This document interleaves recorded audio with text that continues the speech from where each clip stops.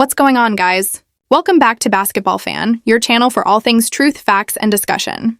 I'm Cordy, and today we're diving into something a little different. Something that's been circulating quietly but raising a lot of eyebrows in the world of women's basketball. Now, before we get into it, let me be clear. Everything in this video is alleged, not confirmed. None of what I'm about to discuss has been officially verified, but the dots being connected here are wild, and honestly, a bit concerning. So with that being said, let's take it straight to Indianapolis, home of the Indiana Fever. As everyone knows, the Fever are owned by the Simon family. Yes, that Simon family. Herb Simon, the same man who owns the Indiana Pacers, also owns the Fever, meaning both franchises share the same management tree, the same culture, and the same business DNA. When the Fever drafted Caitlin Clark, it wasn't just a big moment in franchise history. It was one of the biggest moments in WNBA history. Caitlin wasn't just a star coming out of Iowa. She was the story in sports, the most followed, most talked about, most electric player we'd seen in years. Her highlights flooded social media, her jersey sales shattered records, and her arrival was expected to transform the entire league. But when Caitlin arrived in Indiana, she entered a system already established under Christy Sides, a coach who was in place before Clark's arrival. Early on, the chemistry was rough. You could see the growing pains, playstyle conflicts, communication gaps, and overall adjustment struggles. But somewhere in the middle of the season, things started to change. Christy Sides realized that if the Fever were going to win, they had to play through Caitlin. And when that switch flipped, something magical happened. The team started to win games. They made their first playoff appearance in years, and it looked like a true rebuild was finally paying off. Then out of nowhere, Christy Sides was fired. And that's where things get messy. Reports claimed she was paid a hefty six-figure sum not to coach this season, and in came Stephanie White. Now, to be fair, this isn't about attacking Stephanie White personally, but it's clear she brought in her own playbook, her own style, and her own vision, and that vision hasn't exactly meshed with Caitlin Clark's strengths. White implemented a motion offense that took the ball out of Caitlin's hands, the same hands that made her a generational star. The result? The Fever's offense lost its spark. The team's identity, gone. Ticket sales? Down. Viewership? Declining. That viral Caitlin Clark Logo 3 magic that had fans glued to their screens? Completely missing. And this is where it starts to get murky. Allegedly, Stephanie White has been facing internal friction within the organization. Rumors of tension between her, Amber Cox, and Kelly Krauskopf have been circulating. Recently, a YouTube sports commentator even claimed to have insider information. Details he shouldn't have known unless someone inside was talking. While none of this is confirmed, it raises serious questions about what's really going on behind closed doors in Indiana.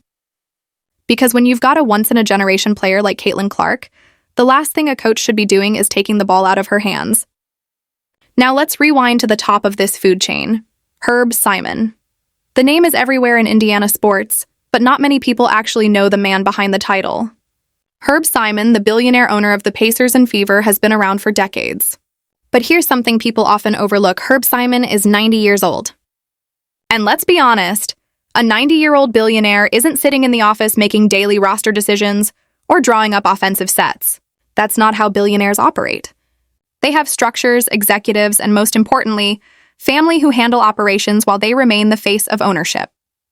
So the real question becomes, if Herb isn't running the show day to day, then who is? That's where Stephen Howard Simon comes in, Herb's son, and the man many believe is actually pulling the strings. When you dig into Stephen Simon's background, you find that he's not just some passive heir to his father's empire. He's allegedly deeply involved in the operations of Pacers Sports and Entertainment, the same group that controls both the Pacers and the Fever.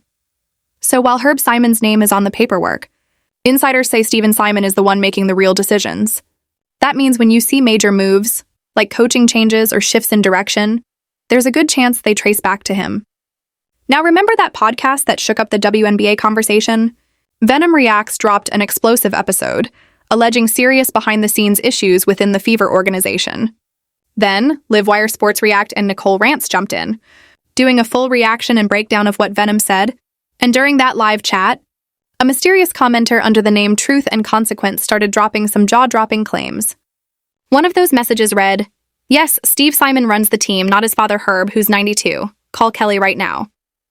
That caught everyone's attention, including mine. I looked into it further and found that the same user had sent screenshots and messages suggesting that Steve Simon, Amber Cox, Kelly Krauskopf, and Stephanie White had a private meeting. And in that meeting, Simon reportedly said that from now on, this was CCT Caitlin Clark's team. The plan, allegedly, was to build the entire Fever brand around Caitlin, the offense, the marketing, everything. But here's the twist. Stephanie White didn't like it. According to the alleged comments, White hit the roof when told the franchise would center around Clark. And Steve Simon allegedly told her, "You don't have to like it, but it's that way." If true, that means the ownership wanted the Fever to revolve around Caitlin Clark, but White decided to go in a different direction anyway, choosing to build around Kelsey Mitchell, which she even said publicly.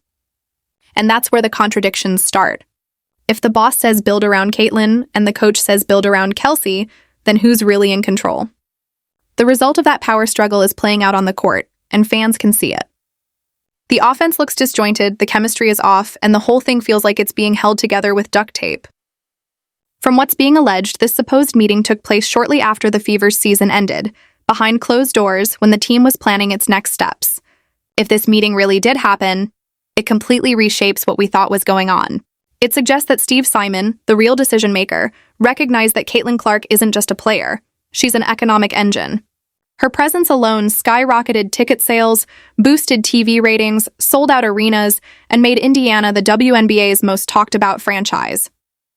That's not just basketball, that's business.